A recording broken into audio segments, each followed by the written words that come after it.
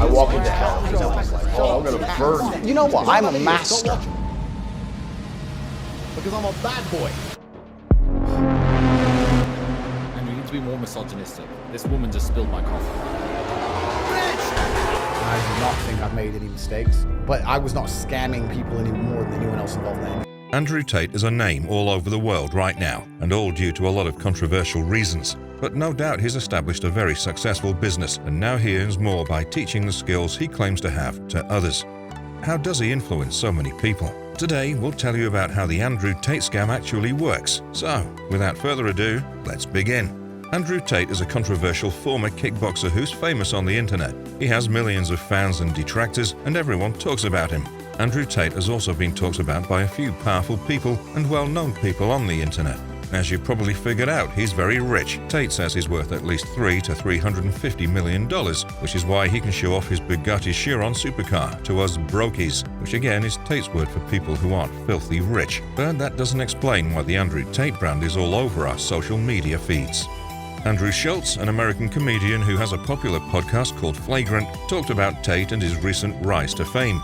Schultz and his co-hosts talked about who Tate is and how Schultz's namesake has managed to take over social media in a way that has never been seen before. Mike Magulak, one half of the popular Impulsive podcast, recently took to Twitter to explain about how much Andrew Tate seems to be in our lives. He was speaking for Schultz and many. So, first of all, Tate is very good at selling a lifestyle. Tate talks about his own life to show what people can do if they follow his advice and believe in his brand. He's always showing off the perks of his wealth on his YouTube channel and talking about them in interviews. He shows off his 5-star hotels, private jets, supercars, attractive women, and expensive watches, among other things, to convince people to listen to him if they want a life like his. His YouTube series, Tate Confidential, is basically a glamorized advertisement for his luxurious lifestyle. The videos are so popular because they appeal to people who wish they could live as luxuriously as he does. Tate is trying to convince people that if they buy his products, like a Hustlers University course, they're investing in a process that will give them a life like his in the long run. Tate knows that he's the public face of his business. Andrew Tate, when he goes out in public, is always well dressed, speaks with confidence and clarity, and never seems unprepared. Whether it's for a YouTube interview, a podcast, or a piece of his own social media content, he's always very polished. Tate is always trying to show a picture of success, wealth, and confidence so that people will automatically think of these things when they think of his brand.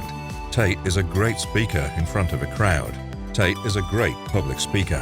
When he talks, he is clear, confident, eloquent, and smart, but he also knows when to use humor. Tate's ability to be convincing in what he says comes from all of these things, which is why he does so well in online debates. He recently beat one of the best podcast hosts, David Portnoy, on the podcast of his best friend. Tate had a calm and polite response to every criticism that was made about him, even if you don't agree with everything someone says. It's fun to see how well they handle criticism. I think this is why Tate's debates are so popular. Tate has given many interviews to people who disagree with him and aren't afraid to challenge him. This interview with Chan Do is a good example, and he always comes across pretty well. He almost always has well thought out and articulate answers to the criticisms made against him. Tate often has to defend Hustlers University against claims that it is a scam or a pyramid scheme, which he does well. Tate's willingness to respond to critics shows that his brand has nothing to hide and that he's confident in his product, which is good for potential customers. Tate himself has talked about how important oratory skills are to success when he answered a question from a very wealthy person who made £45,000, $54,000 per month on an episode of his Emergency Meeting podcast. The person asked Tate how he could level up even more. Tate told the audience to level up his rhetoric and said that his own speaking skills helped him do well in debates.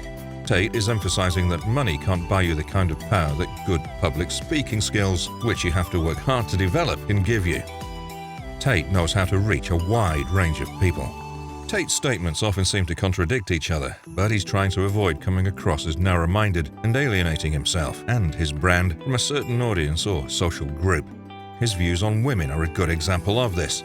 In one breath, he calls a woman and her business ventures his product that he deserves a share in response to a question about whether he would let a girlfriend start an OnlyFans account, which could turn women off from his brand. And in the next, he says that women are better than men at many things in life, like jobs that require emotional intelligence.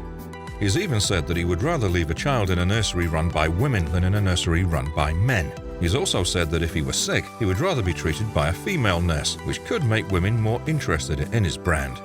Tate also said on James English Anything Goes podcast that he's a massive advocate for men and women falling in love, and that he's been in love himself. He also said that he thought the relationship between a man and a woman was a sacred bond, but in other interviews he's tried to explain why he thinks men shouldn't be monogamous, which seems to go against what he says about a relationship being a sacred bond. Tate doesn't get called a misogynist because he has some good things to say about women to balance out the bad things he says about them. He's trying to keep himself open to a crowd that isn't just made up of chauvinistic men. Tate's views on things like women's rights or Jake Paul's career as a boxer are never as clear as some of his critics would have you believe. He often has more than one opinion, and he seems to try hard not to be accused of being biased so that he doesn't get called a supporter of one ideology or a hater of one group of people. Tate is just trying to keep himself available to a bigger audience, which is a great way to market himself. Tate helps people feel like they are real. Like most other people, Tate has both good and bad things to say about women. Even about the things we love the most, I think most of us would find it hard to say only good things.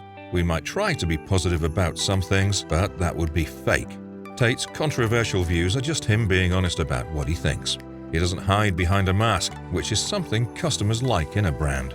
We should always think about how supporting a brand owned by someone like Andrew Tate affects our morals. The public needs to keep asking Tate about some of his more troubling controversies so that we know who we're supporting when we buy into the Andrew Tate brand. After being arrested on suspicion of trafficking people, the Tate brothers were recently called out on one of these controversies. After hearing that the brothers were holding an American citizen against her will, the police arrested the brothers and did a thorough search of their home. In the end, both brothers were let go and not charged. But the internet loved this story and wouldn't let it go. Even now, months later, people still call the Tate brothers human traffickers. That's it for today, guys. Hope you enjoyed the video. Don't forget to subscribe to the channel and leave a like. Thanks for watching.